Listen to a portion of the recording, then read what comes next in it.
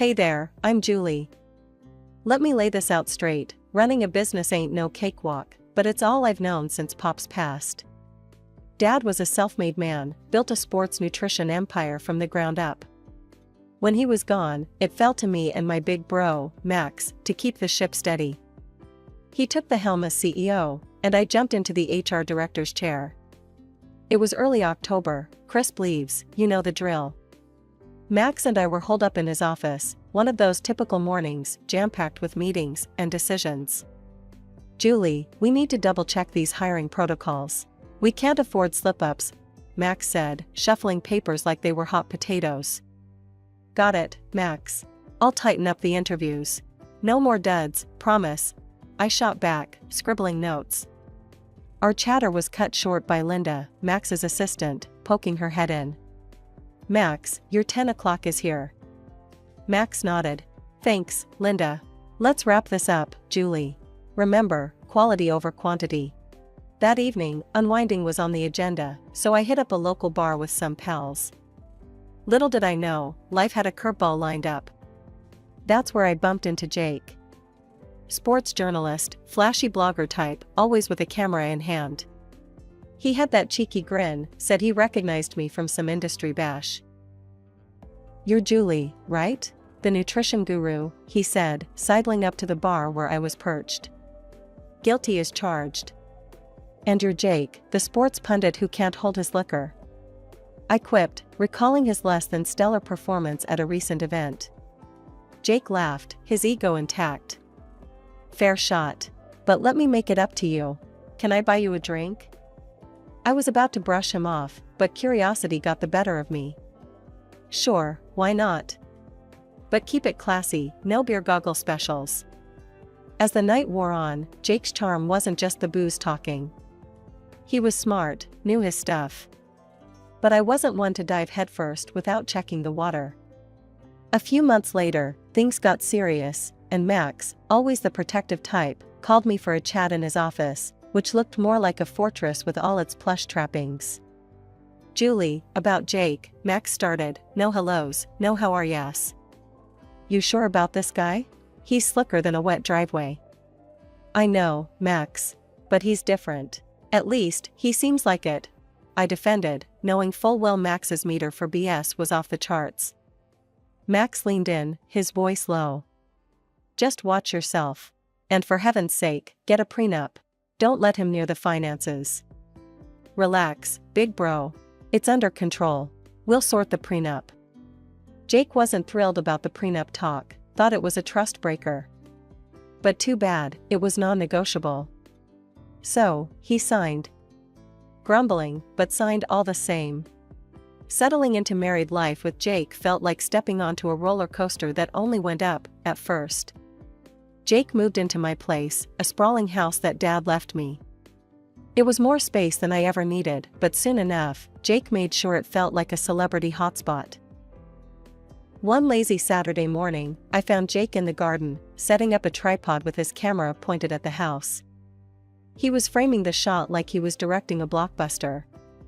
What's the big setup for, Jake? I asked, coffee in hand. Content day, babe.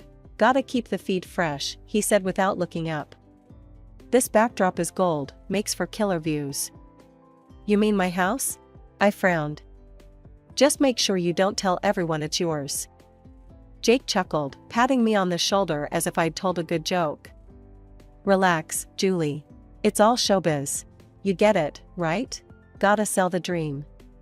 As weeks rolled on, these content days became more elaborate. Rented luxury cars appeared in our driveway, and designer clothes draped over our furniture like we were running a boutique. One evening, I caught Jake sorting through a pile of flashy watches and gadgets. The living room was a mess, like a scene from one of those reality shows where people spend like there's no tomorrow. Planning to open a pawn shop with all this, or what? I teased, trying to keep the mood light. All props, Julie. It's for the gram. You know, gotta keep up with the Joneses, Jake replied, his eyes glued to his phone screen as he scrolled through comments and likes.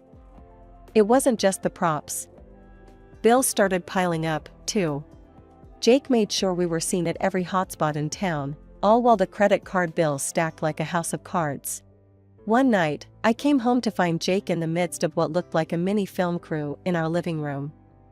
He was all dressed up, giving a tour of our house as if it were a grand estate on some luxury real estate show. "Jake, can I talk to you for a second?" I pulled him aside, my patience wearing thin. "Sure, babe, what's up?" He flashed his camera-ready smile, not missing a beat. All this, I waved around at the lights, the people. "It's too much. You're turning our home into a circus." Jake's face hardened for a moment, then softened as he took my hands in his. "Julie, babe, trust me, this is good for us.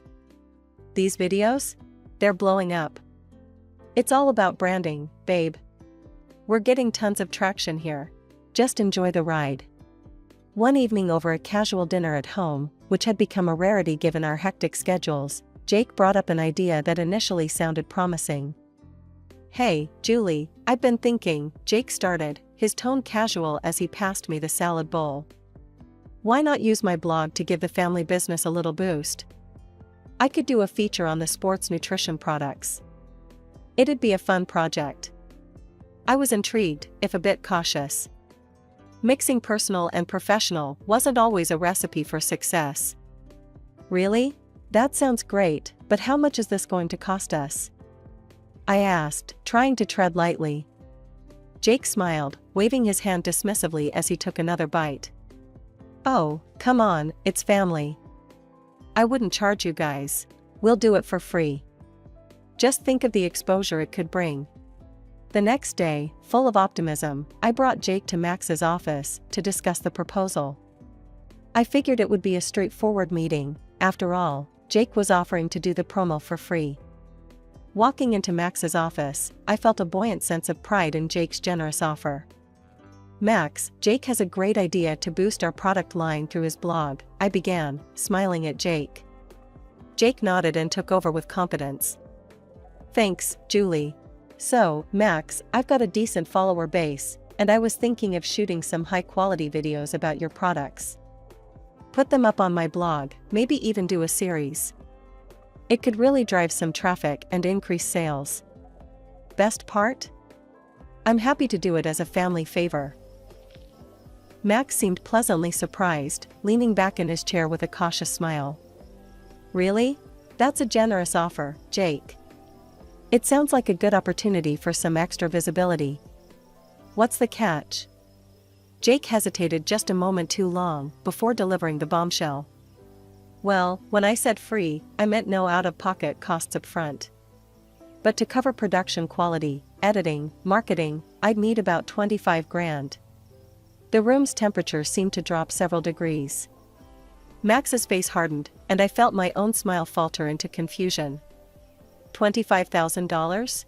"Jake, last night you said this would be free," I interjected, my voice a mix of surprise and disappointment. Jake's confident demeanor didn't waver. "Yeah, free as in I'm not making a profit off this. That's just to cover the expenses. It's standard for this kind of work." Max's expression was unreadable for a moment before he spoke. "Jake, we're talking about promoting my sister's, your wife's, company. This isn't just any client. Charging us 25 grand doesn't sound like a family favor." Jake stood a bit straighter, his response defensive. "It's business, Max. That's how things work in media. You want professional quality, you have to pay for it." The meeting ended abruptly, with Max politely but firmly declining Jake's proposal. As we left his office, the air between Jake and me was thick with unsaid things. I felt a chasm opening up, one that was filled with doubts about Jake's intentions and his understanding of what family meant to me. Life at home was growing colder by the day, and work was my only refuge. To keep the company on track and take some of the load off my shoulders, I decided it was time to bring on a new finance director. That's when Lauren entered the picture, bright, driven, and sharp as a tack. She was just the kind of talent our company needed. Lauren quickly became more than just an employee, she was a trusted advisor. She often joined my brother Max and me for our brainstorming sessions at my house. These meetings were crucial for the future of our business, filled with lively discussions and bold ideas. Lauren's insights were invaluable, bringing fresh perspectives that even Max, with all his experience, appreciated. Jake, however, didn't share our enthusiasm. Whenever he was around, he seemed disinterested, lounging with a glass of wine, more spectator than participant. His boredom was palpable, his contributions minimal. As the months rolled by, Jake's absences became more frequent. His business trips seemed to take him away for days, sometimes weeks at a time. I tried to keep up with his blog, watching his posts for any sign of what was really going on. But everything there was just as polished and perfect as ever, smiling faces, exotic locations, and no hint of anything amiss. Part of me was relieved, thinking maybe this was just the life of a sports journalist. Then, one Sunday afternoon, Max dropped by for coffee. We sat in the kitchen, a rare moment of calm between us. That's when he brought it up, casually stirring his coffee. "Julie, I've noticed you and Jake haven't been around much together. Everything okay?" I bristled at his words, the spoon in my hand clinking louder against the mug than I intended. "What's that supposed to mean, Max? Just because we don't have dinners together every night? Jake's busy, I'm busy. We're both just doing our thing." Max studied me for a long moment, then nodded slowly. "Okay, Julie. Just remember, I'm here if you need to talk. About anything, okay?" His words, meant to comfort, only made the pit in my stomach grow. I nodded, forcing a smile. "Thanks, Max. I know. I'm fine, really." But as the days turned into weeks, and Jake's brief appearances at home became even rarer, I couldn't shake the unease that had settled over me. Was I just being paranoid? Or was there more to Jake's trips than meets the eye? One night, lying in bed alone, I couldn't sleep. My phone was in my hand before I knew it, scrolling through old messages and pictures of Jake and me. We looked happy, carefree. I missed that. I missed him. The night was supposed to be a celebration of our company's success. We had just hit a major profit milestone, and Max had gone all out for the party. The venue was decked with elegant decor, the buffet was lavish, and the air buzzed with the chatter of our proud team. As the evening wore on, the weight of my earlier decision to confront Jake loomed over me. He had been mingling, camera in hand, seemingly more interested in capturing the perfect shot than celebrating our achievement. Feeling a bit overwhelmed, I stepped out into the quieter foyer to catch my breath. That's when I saw him. Jake, not alone, tucked away behind a half-drawn curtain. My heart skipped as I thought to steal a moment with him, to maybe smooth over the growing rift between us. I moved closer, my steps silent on the plush carpet. But the closer I got, the clearer the conversation became. It wasn't just innocent laughter, it was intimate, secretive. My pace slowed, and I stopped just short of revealing myself, hidden by the shadow of the partition. Jake was there with Lauren, our finance director. His hands were on her, pulling her close in a way that made my stomach churn. Her laughter tinkled through the air, a sound I had come to appreciate for entirely different reasons. "And once Julie's money hits our account, we're set," Jake whispered, his words like daggers. "We can finally get out of here, buy that house in Mexico, just like we wanted." Lauren giggled, her voice dripping with contempt. "Can you believe how easy it was? She's such a stupid chicken, clueless and loaded." Their laughter cut through me, sharp and mocking. My breath caught in my throat, heart pounding with a cocktail of hurt and fury. How long had this been going on? How could I have been so blind? I backed away quietly, ensuring they didn't notice me. My mind raced as I returned to the party, finding Max in the crowd. His face was lit up with pride and joy, sharing a joke with some of our top managers. I pulled him aside, my voice a hushed, urgent whisper. "Max, I need to talk to you. It's urgent. Let's find somewhere private." Once secluded, I spilled everything. Every word, every laugh I had overheard. Max's face hardened with each detail, his initial shock turning to icy fury. "We'll handle this, Julie," he said, his voice low and steady. We'll get auditors to go through the accounts first thing tomorrow. I'll also find a detective. We need solid evidence." His decisiveness was a bomb, and his next words were a vow. "They won't get away with this. Not against my sister, not against our company." We returned to the party, our faces masks of composure. Inside, I was reeling, but outwardly, I was calm, even as Jake and Lauren rejoined the group, laughing, oblivious to the storm coming their way. The morning after the party, I was up early, driven by a mix of adrenaline and resolve. I met Max at the office, before anyone else had arrived.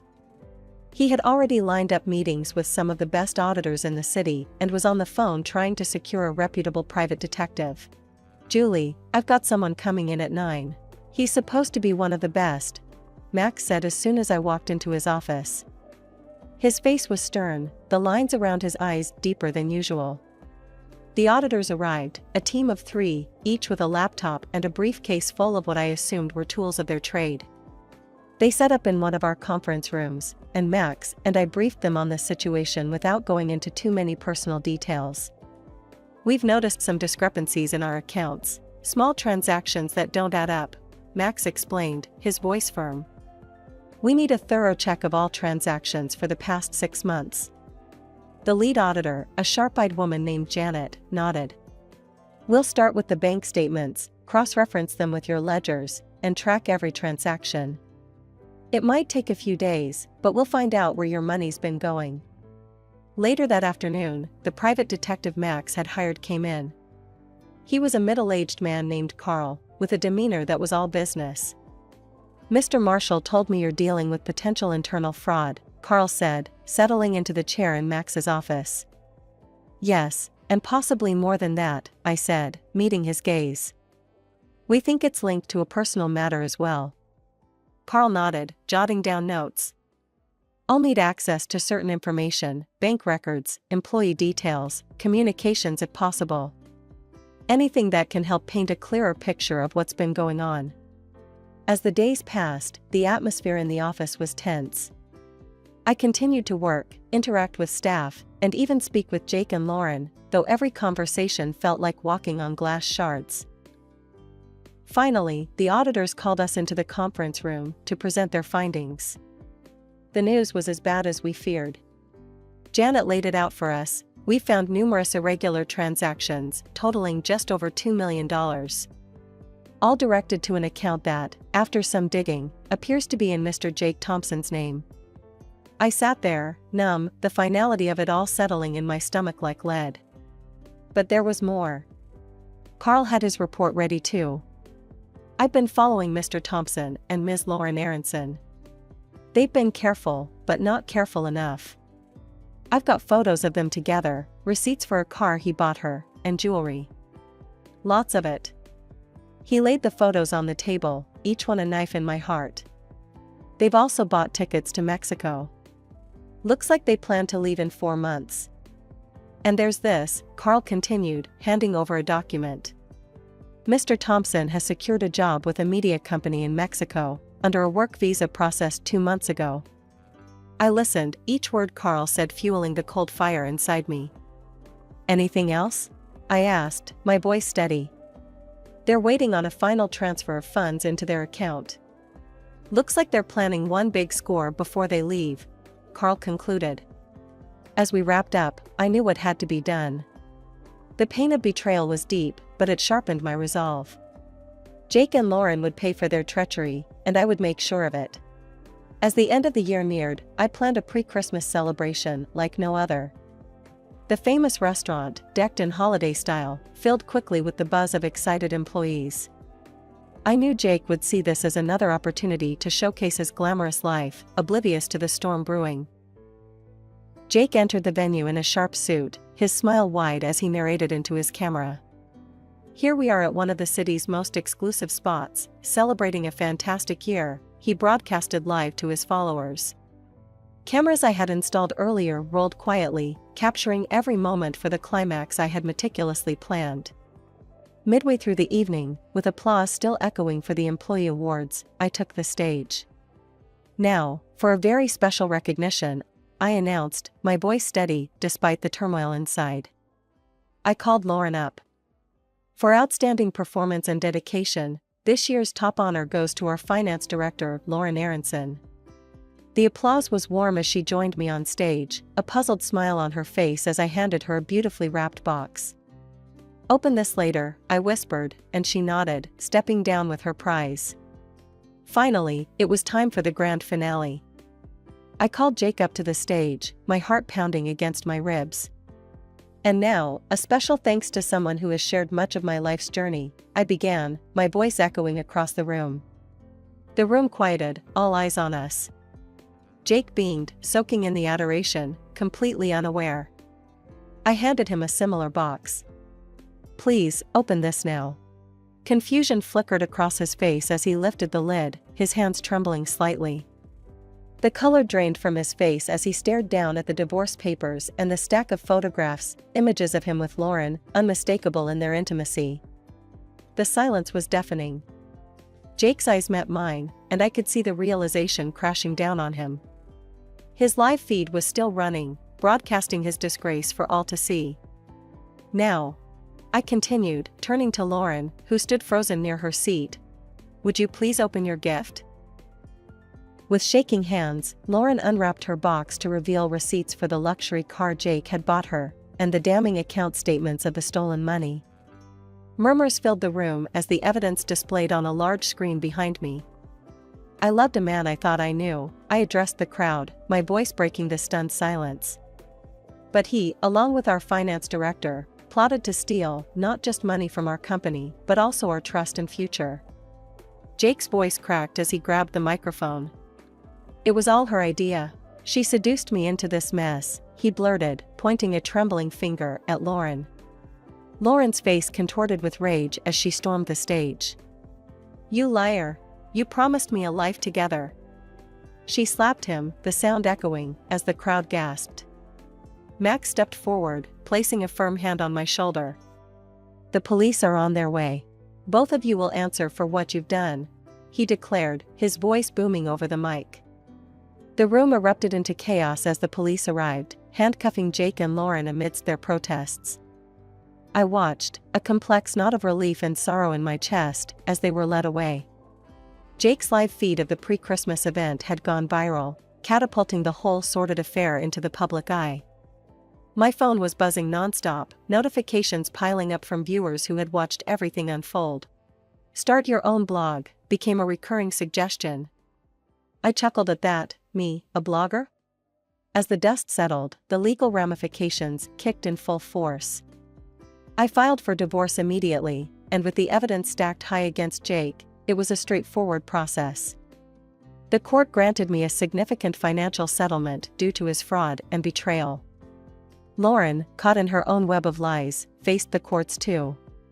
She pleaded guilty to embezzlement, returned every stolen dollar, and watched her professional credentials dissolve before her eyes. Banned from holding any significant corporate position, her career was effectively over. Jake's life unraveled spectacularly. The Mexican media company, having caught wind of his misdeeds, terminated his contract, citing moral clause violations. Other agencies and networks shied away, not wanting to associate with someone so publicly disgraced. His subscriber count plummeted as fans abandoned ship, and eventually, he shut down his blog, his primary source of income gone. One evening, several weeks after the trial, there was a knock on my door. I opened it to find Jake, a shadow of his former self. He looked worn, his eyes pleading. "Julie, I'm so sorry. I was wrong, so terribly wrong. Can we talk?" His voice was hoarse, desperate. I stood there, the cool evening breeze brushing against my face, considering the man I had once loved. "Talk? After everything you've done? There's nothing left to say, Jake." My voice was calm but firm. "But I've lost everything. I need help. Please, Julie," he implored, taking a step forward. I shook my head, my resolve steel. "You made your choices, Jake. Now you live with them. Goodbye." I closed the door softly but firmly, cutting off any further pleas. Turning away from the door, I felt a surge of strength. It was over. I was free from his deceit. With renewed vigor and trust, Max and I steered our company into new ventures and expansions. The support from the community was overwhelming, and in time, I did start that blog. As for Jake, I heard he moved away, a ghost of his former self, searching for a fresh start. I didn't wish him ill, but he was part of a chapter that was firmly closed, locked away in the archives of lessons learned.